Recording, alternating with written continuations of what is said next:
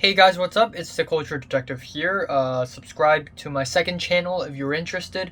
And today I'm going to do a movie review on He's All That. Lately I've been watching a lot of great movies that I've really enjoyed, movies that came out recently that I also enjoy, like Dune, movies from a long time ago that I also enjoy, like The Godfather Part 2, and I realized that, you know what, I should really find a bad movie to watch. After some research, I found out about a new Netflix teen movie called He's All That. And last night, I decided to check it out. And He's All That is essentially a remake of She's All That, except the roles are kind of swapped, I guess. I haven't watched the original She's All That, so I'm sorry if I haven't done enough in-depth research, but I don't think that matters actually, because holy shit. So the story is about the main character played by Addison Rae, and her name is Pageant. Pageant. How do you even spell that? Anyways, Pageant is a TikTok star and influencer, and one day she found out that her boyfriend is cheating on her, and she raged, and for some reason she lost tons of followers because of that. So in order to make up for that, she needs to find a new boyfriend and pretend to be cool and hot and popular all over again and gain the internet's trust and affection all over again. And that is essentially the premise of the movie. So the asshole boyfriend who cheated on Addison Rae, his name is Jordan. I'm convinced that the entire cast and crew just don't know what is Jordan's last name, because every time a character says his name in the movie, it's just Jordan. And then we have the supporting male character of the movie, whose name is Cameron, because he likes to take photos with a camera. So Cameron, it only makes sense. And he's supposed to be this outcast character, like, oh, this society is bad, we live in a society, internet, it sucks, like all these TikTok, it's like cult. And so essentially Addison Rae, or her character Pageant, picked Cameron as her pretend boyfriend, and Cameron didn't know that. He was kept in the dark, and he thought Addison Rae was legitimately into him. So together they started dating and learning from each other and developing a relationship, and essentially gain the love and affection of the internet, and defeat Jordan Brerer, the villain man. I forgot to mention that for some reason Cameron is also a really good fighter out of nowhere. And wow, this movie is atrocious. This movie is atrocious. I honestly, going into this movie, I expected it to be bad. I expected it to be terrible, but it's actually worse than I thought. It's actually worse than I thought. To think that a movie like this came out in the year 2021 is ridiculous, but it's real.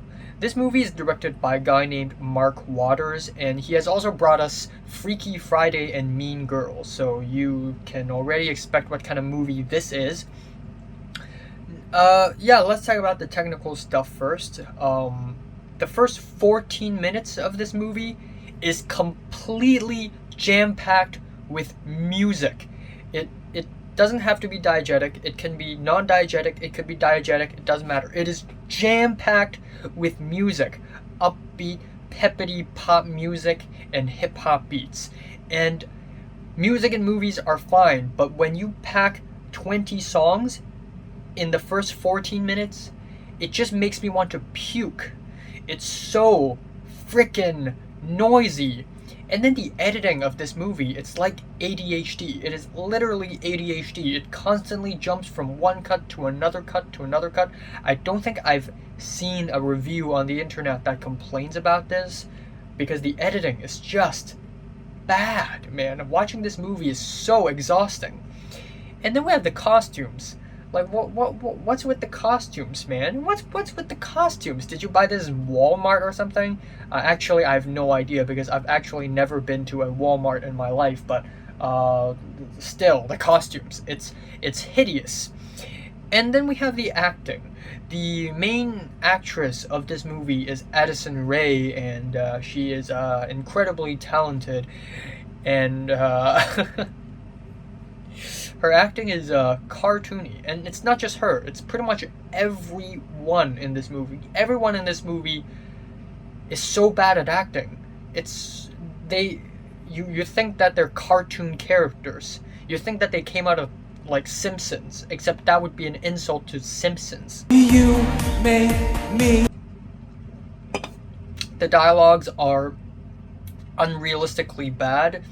My personal favorite is when Cameron's sister talked to Addison Rae in the movie, and they've never met before, but for some reason, when they first met in that scene, they were like close friends already. But Cameron's sister, younger sister, talked to Addison Rae about Cameron, and his sister was like, "Oh, the movies you watch are so weird. It's like Kurosawa, Kung Fu, and Kubrick." And Addison Rae replies saying, "Wow, that's a lot of K's." And then we have the product placement.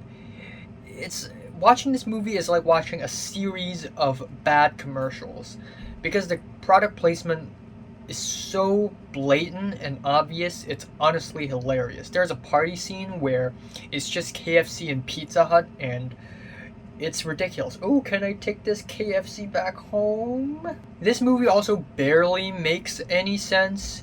In a way, this movie is actually quite tragic because a guy basically spirals down from, we live in a society outcast to internet cult man. And in some ways, this movie is just down bad. Half the time when Cameron's younger sister spoke to Cameron on screen, they're talking about something sexual. Why? Why is that? And the makeover montage is unbearable. It's also very long for some reason. I was watching it and I'm like, I swear if this montage is 5 minutes long. It's just them, like, it's basically TikTok the movie. There's a scene in the middle of the movie where Addison Rae just throws a shit at Cameron, literally shit, and she starts laughing hysterically. Really? Are you serious? Have we reached this low? Throwing shit? Really? And then we have the ending scene, and for some reason Matthew Lillard is in this scene, and he's a legend, by the way. Matthew Lillard is a legend, and he is the best thing in the entire movie. Whenever he's in the frame, it's just slightly better. But that still does not excuse how bad the last scene is, where finally we have prom, whatever that means. And as if the movie isn't already bad enough, we have a dance number, a dance battle set against a Macklemore song. Why? What the hell is this? What the hell is this? Yeah. It is appalling. This movie is appalling. It is astonishingly terrible. Every single scene in this movie just reeks.